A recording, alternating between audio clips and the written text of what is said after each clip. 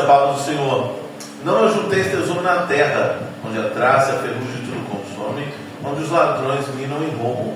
Mas ajuntai tesouros no céu, onde nem a traça nem a ferrugem consomem, e onde os ladrões não minam nem roubam.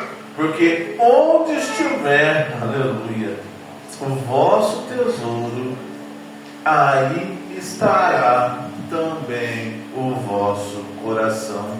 Amém. Graças a Deus. Podemos assentar-nos. Aleluia. Esse é um texto que está no chamado Sermão do Monte, e é chamado de Sermão do Monte porque Jesus o fez enquanto estava no monte. É o primeiro sermão de Jesus para os seus discípulos. É o culto de ensino de Jesus para os seus discípulos. Aqueles nós vimos na escola dominical, quando estudamos sobre o Sermão do Monte, que aqueles que querem participar do reino de Jesus, aqueles que querem ser súditos do reino de Jesus, têm que ouvir e praticar, aleluia, aquilo que o rei ensinou.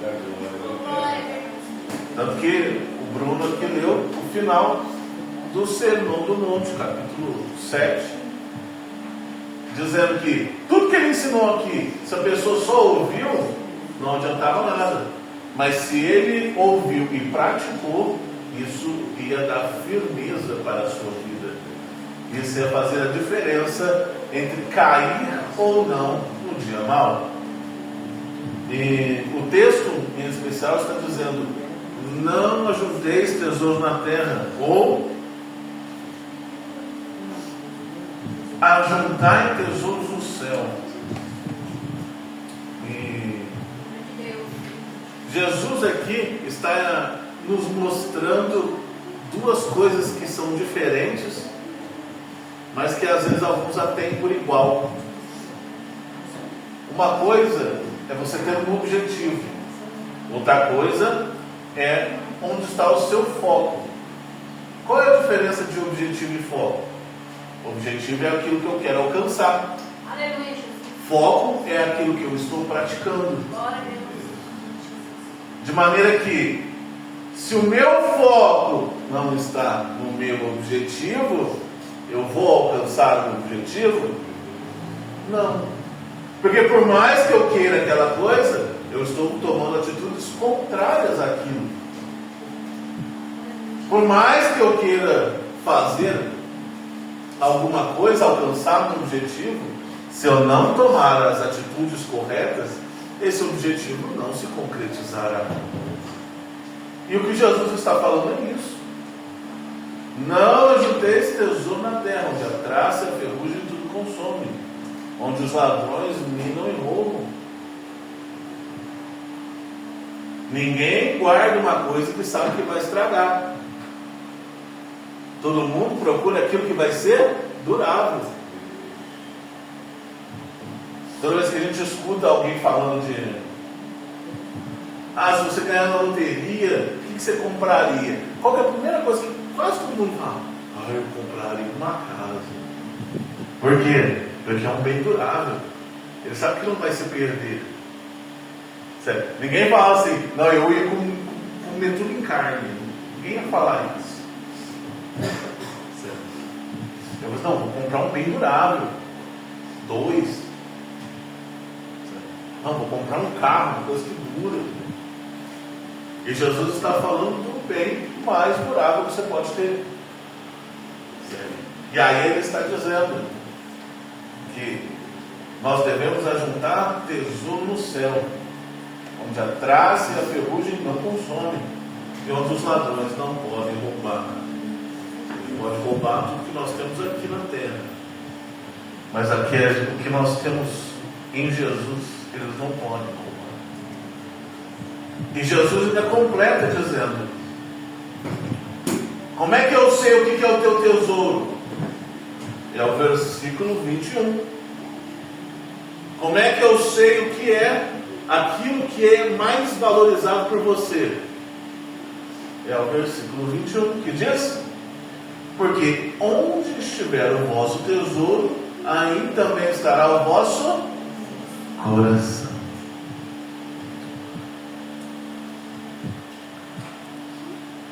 Aonde estiver o teu tesouro, está o vosso coração. Então Jesus está dizendo, não é para as pessoas não serem ricas, mas para elas não colocarem o coração nisso. William, o que é colocar o coração?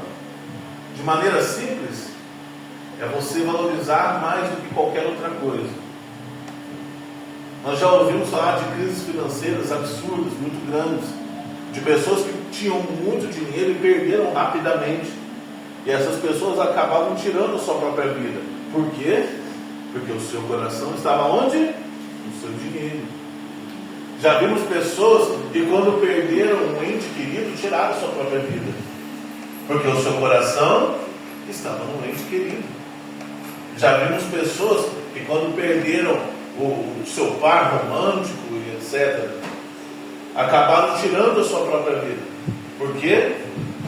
Estava nisso o seu coração. E Jesus está dizendo, você pode ter essas coisas, o que você não pode é aplicar no teu coração, porque aonde o teu coração está aplicado, esse é o seu tesouro. Então Jesus está falando, aonde que você tem que aplicar o seu coração? Nas coisas que são do céu.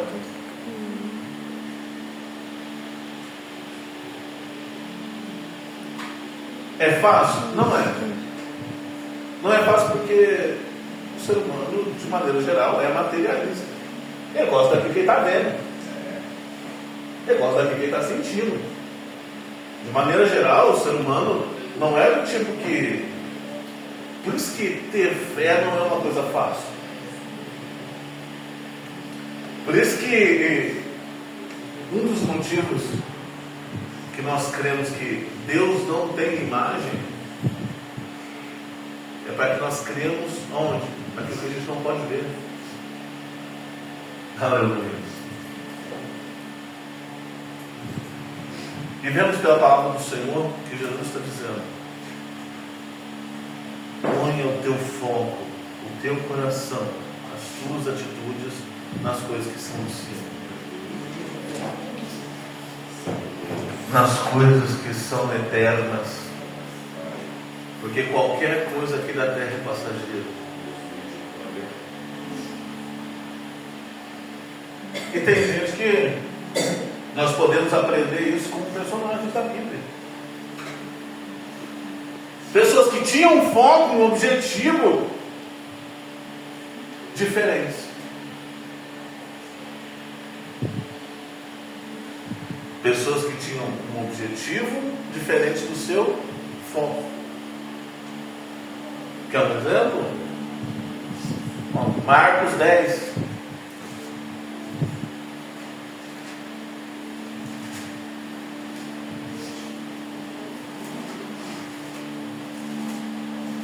O que está escrito lá em Marcos 10? A partir do 17. Marcos 10, 17.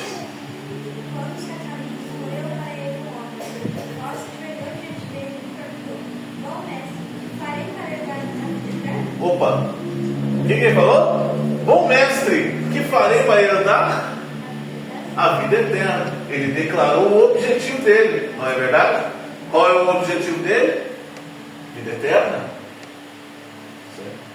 Jesus contou para ele o que ele precisava fazer. O que ele precisava fazer?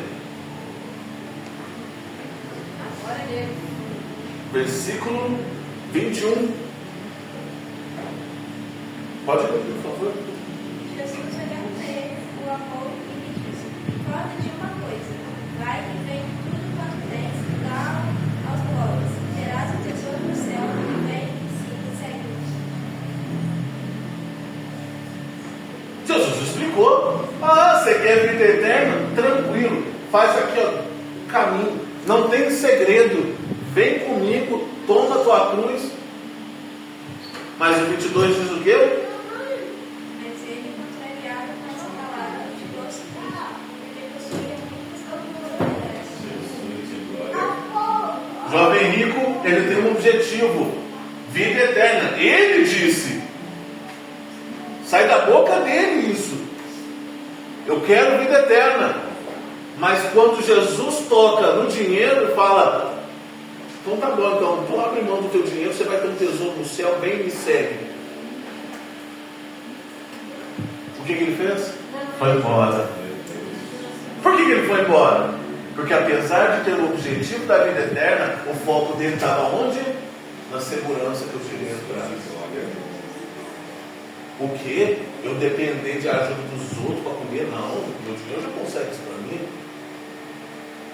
Eu depender de ajuda dos outros para... Não. Mas Jesus falou que você vai ter o tesouro no céu, você não quer vida eterna. O foco estava em outro lugar. E muitas vezes a gente é assim.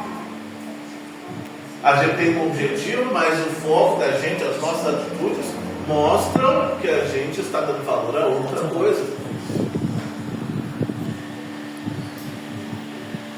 Como nós podemos entender isso? Valorizar as coisas que são do céu. Se eu e você fizermos isso, irmãos, nós vamos ter vida fácil. Não vamos ter vida fácil, mas vamos ter garantia. Jesus garantiu para ele. Jesus falou: vai, vende o que tem, dá aos pobres, você terá um tesouro no céu. Jesus não mandou nenhum sim. Não, se você vender, talvez você tenha. Não, e terá um tesouro no céu. Onde? O que ele disse no Sermão do Monte: onde a traça, a ferrugem não consome, onde os ladrões não podem roubar.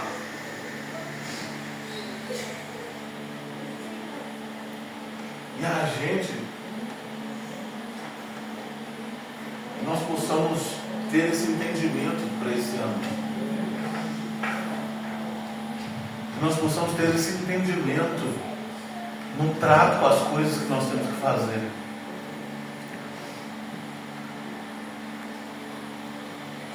O problema era ser rico? Não, o problema é pôr o coração na riqueza.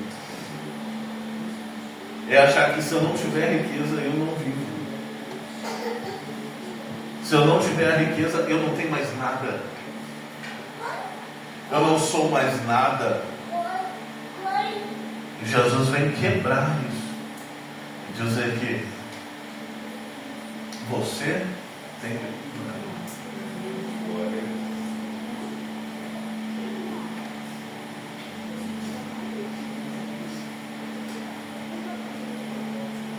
temos outro personagem que nós lembramos aqui, um personagem muito conhecido. Está lá em Juízes.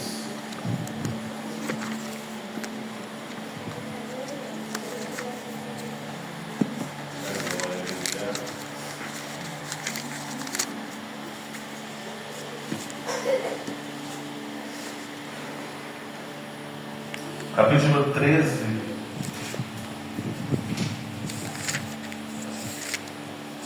Versículo número 5.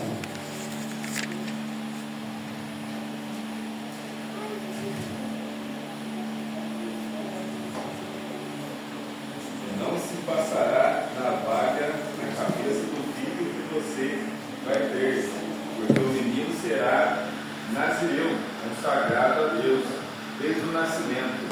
Ele iniciará a libertação de Israel das mãos dos filisteus. Qual que é o objetivo? Livrar Israel das mãos dos filisteus. Sansão sabia disso? Lógico que sabia.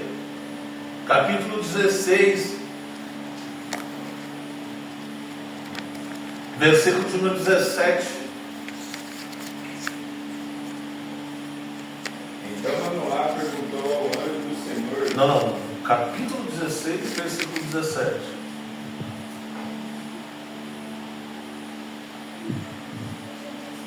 Por isso ele lhe contou o segredo.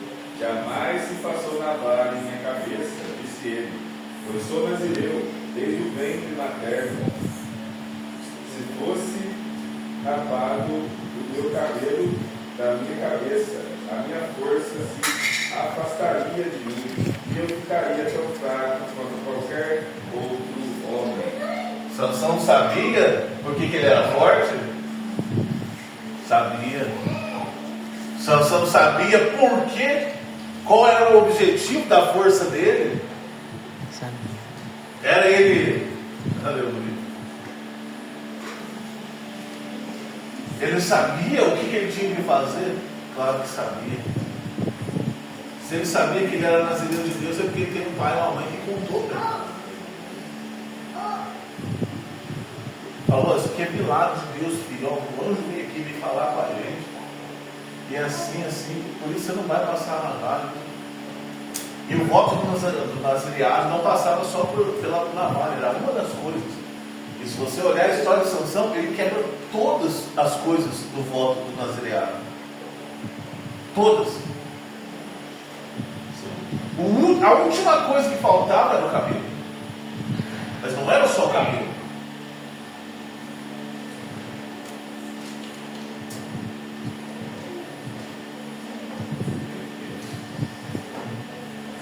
Mas o objetivo era o que mesmo? Livrar Israel das mãos dos filisteus. Agora no capítulo 14, versículo 1, o que acontece?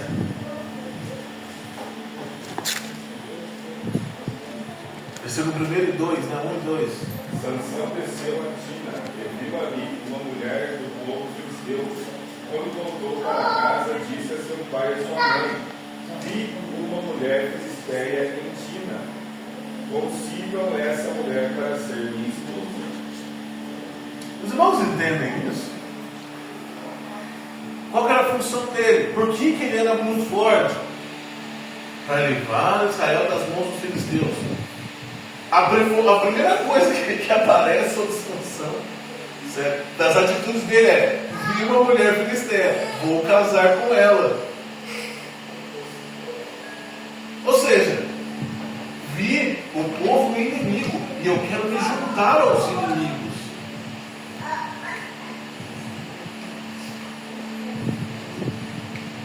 O objetivo era uma coisa, mas o foco de Sansão estava onde?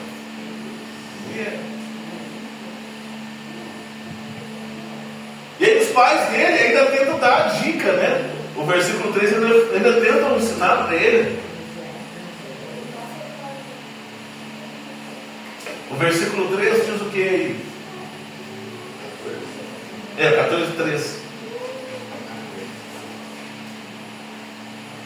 Seu pai e sua mãe lhe perguntaram: será que não há mulher entre os seus parentes ou entre todo o seu povo? Você tem que ir aos filisteus incircuncisos para conseguir esposa. E aí? Sabe que o único lugar que tem mulher no mundo é lá nos filisteus? O pessoal que não tem aliança com Deus? O pessoal que adora imagens? O mais conhecido ali naquela época era o Dagon. Mas Sansão respondeu, né? Toma-me esta, porque ela agrada aos meus olhos. Se os teus olhos forem bons, todo o teu corpo terá luz. Se os teus olhos forem maus, teu quão grandes serão as trevas.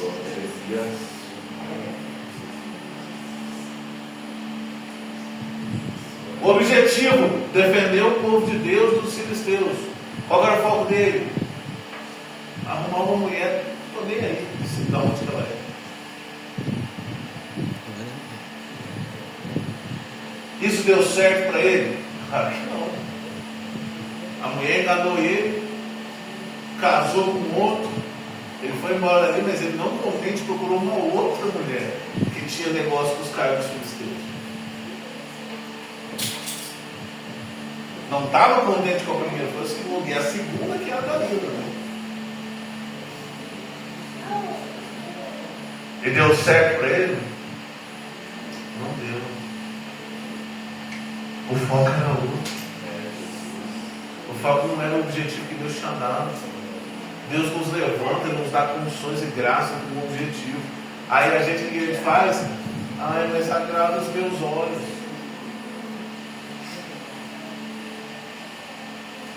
Deus dá o caminho. O pessoal na internet fala, Deus dá a letra para a pessoa ali. Os coaches, né? Deus dá o código. E o que ele faz com isso? Nada. Ele olha. Eu quero isso aqui.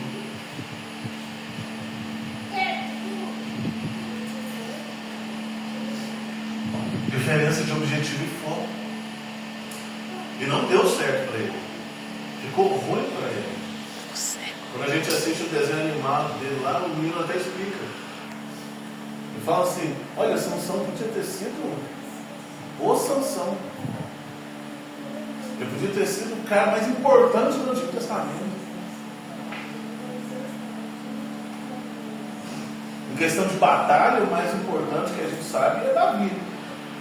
Mas podia ter sido Sansão. Força ele já tinha?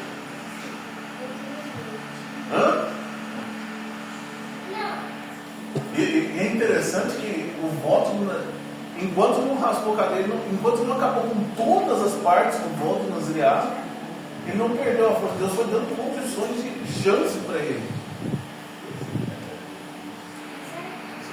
Porque na hora que ele toca no morto, ele já quebrou. No animal morto, ele já quebrou o voto nasiriado. Aí não só tocou, como comeu o favo de mel. Mostrando que não estava nem ali. E mesmo assim ele não perdeu a sua força. Sabe qual é o nosso problema? É que às vezes a gente está no caminho errado, mas não perdeu ainda a nossa força. Às vezes a gente está no caminho errado, mas as coisas ainda não deu errado. Não deu ruim ainda. Então a gente acha que não tem problema. A gente acha que não vai acontecer nada. Por quê? Porque não deu ruim ainda. Olha aqui. No casamento deles, aquele casamento era tudo recheado de vinho. E diz que ele não podia beber vinho nem bebida forte.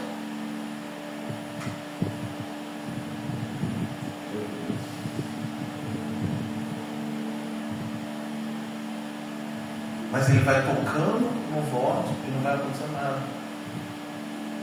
Então o cara acaba esquecendo. O cara acaba se acostumando a fazer bobagem. Mas uma hora dá ruim. E quando deu ruim para ele, deu ruim com força. Deu muito ruim. Esse cara já não chega nesse ponto.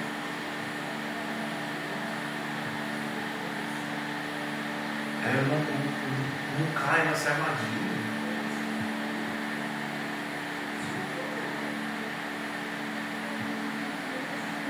Eu e você temos um objetivo. Deus te levantou para alguma coisa nessa terra.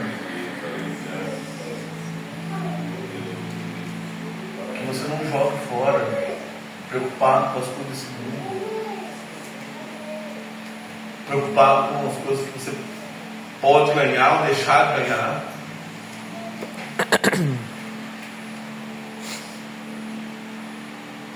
Porque o nosso foco tem que estar nas coisas eternas. Estava conversando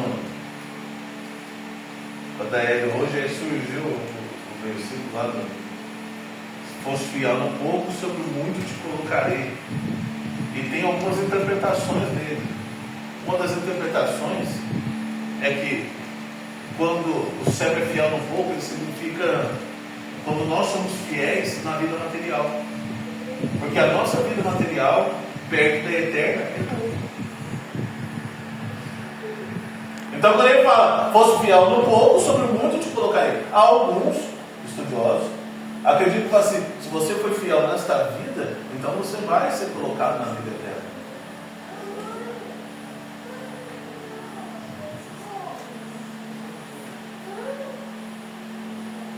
E por que você está dizendo isso? Porque infelizmente o nosso dia a dia muda o nosso foco.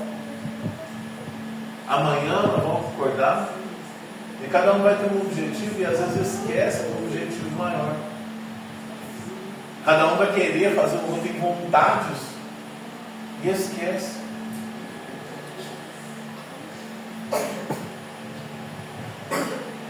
Nós temos que tomar cuidado. Porque nós temos um inimigo que não dorme. O inimigo que está ali te incentivando a fazer bobagem.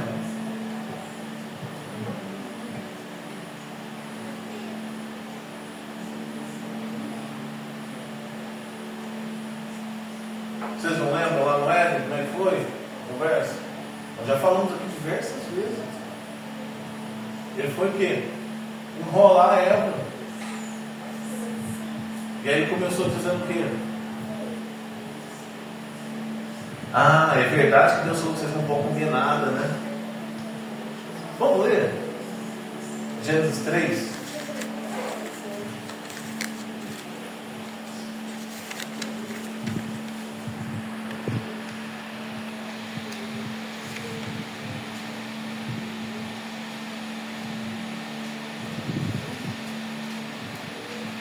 Gênesis 3, a partir do verso 1. Espero os irmãos acharem.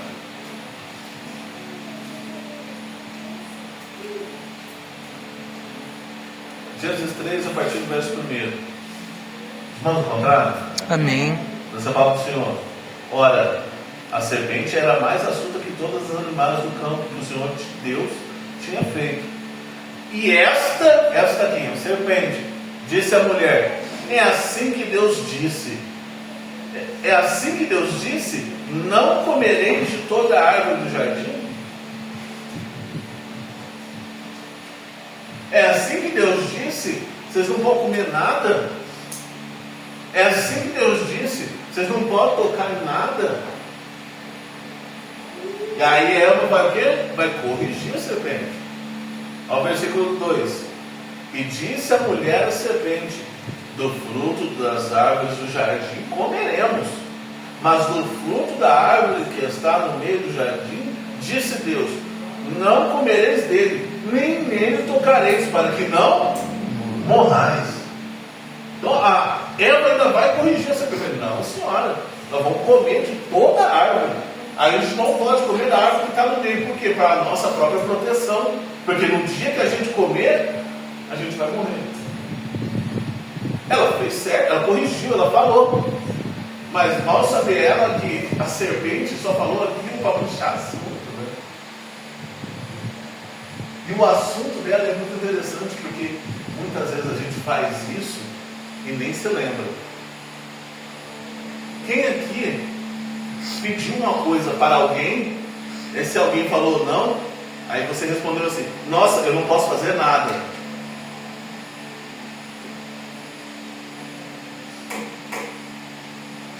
Quem aqui já ouviu? Mas também você não faz nada para mim. Meu Deus. Estou contando a tua vida para mim.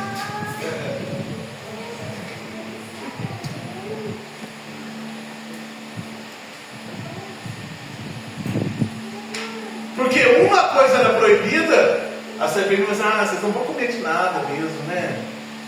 E às vezes a gente é assim. Porque você não pode uma coisa, você fala assim: ah, eu não posso nada. Ou então as pessoas que estão de fora vão olhar para a tua Bíblia e vão falar assim: nossa, mas você não pode fazer nada. Quantas vezes a gente já escutou isso daí em conversa? Ah, mas esses crentes não podem fazer nada. Nada não, gente. Tem um monte de coisa que não pode fazer. O que a gente não pode fazer é valorizar essas coisas acima daquilo que Deus tem para nós. Eu falo com os meninos diversas vezes: não tem problema jogar videogame. O problema é o videogame tomar todo o seu tempo sem ter nada para Jesus. Não tem problema assistir uma coisa. O problema é você não ter mais nada para Jesus.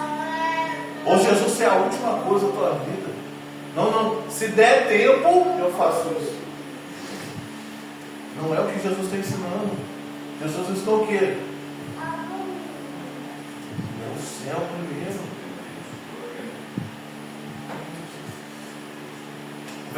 que eu já disse aqui algumas vezes, um versículo que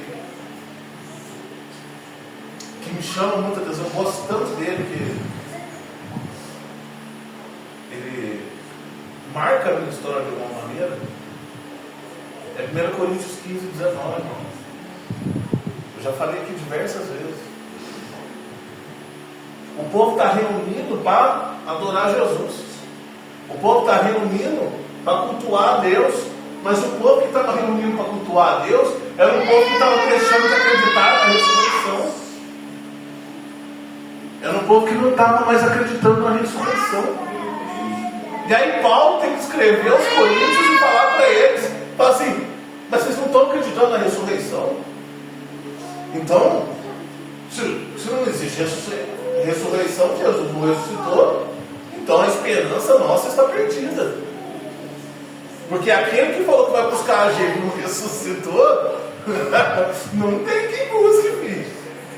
O que Paulo está falando é o seguinte: se o nosso Salvador morreu e não ressuscitou, não tem quem nos salve. E aí ele começa a dizer assim, mas então essa reunião aqui não adianta de nada. E se nós esperamos em Cristo somente nessa vida, Somos os mais miseráveis de todos. Se você acha que Jesus morreu só para te dar uma condição de vida melhor, você está enganado. Eu não saquei o evangelho. Se você acha que Jesus morreu, foi sacrificado, aquele negócio do Pai, se possível eu vou, passa de mim esse cálice, porque é pesado.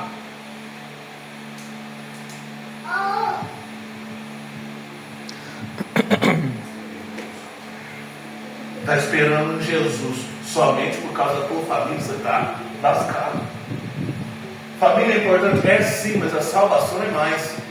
Quem disse isso? Jesus. O pessoal fala, Jesus está pregando, o pessoal fala, tua mãe e teus irmãos estão lá fora. Ele fala assim, minha mãe e meus irmãos é quem faz a vontade de Deus. Eles são minha família. Quem não reconhece quem eu sou e de onde eu vim, aleluia, não pode ser da minha família.